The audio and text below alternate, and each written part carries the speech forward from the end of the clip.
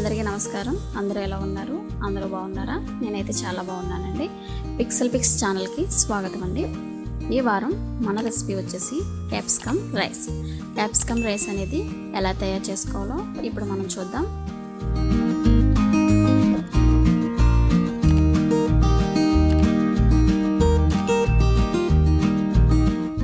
ముందుగా ఒక పాత్ర పెట్టుకోవాలి.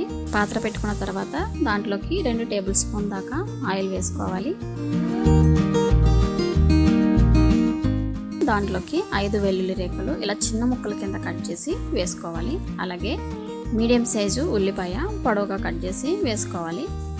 అలాగే క్యాప్సికమ్ 5 క్యాప్సికమ్ కూడా ఇలాగ చిన్న ముక్కలు చేసుకుని వేసుకోవాలి. అలాగే బాగా పండిన టమాటా చిన్న ముక్కల కింద కట్ చేసి వేసుకోవాలి. ఇప్పుడు ఈ కూరగాయ ముక్కలన్నీ కూడా బాగా కుక్ అయ్యేటట్టు బాగా మిక్స్ చేసుకోవాలి.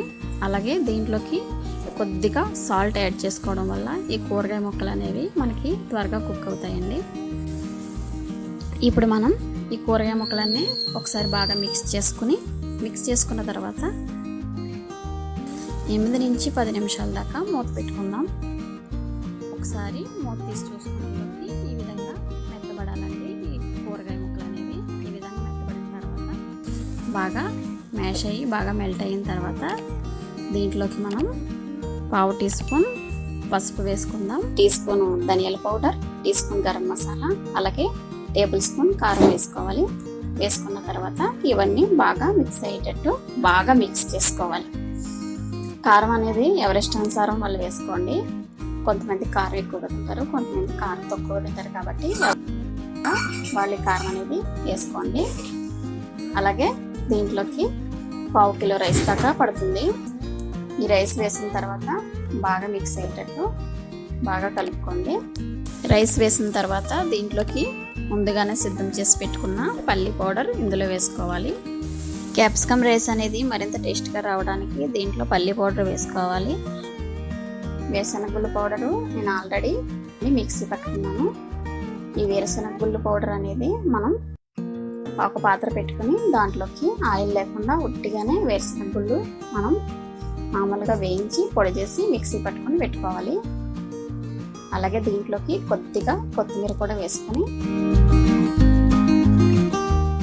మన రుచికి సరిపడగా సాల్ట్ కూడా వేసుకొని ఈ విధంగా బాగా రైస్ మొత్తం మిక్స్ అయ్యేటట్టు బాగా మిక్స్ చేసుకోండి.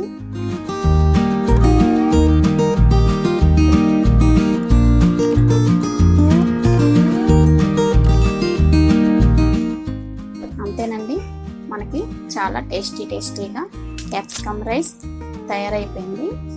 ఈ రైస్ అనేది మనం స్కూల్కి వెళ్ళి పిల్లలకి మార్నింగ్ లంచ్ బాక్స్ కింద తయారు చేయొచ్చు.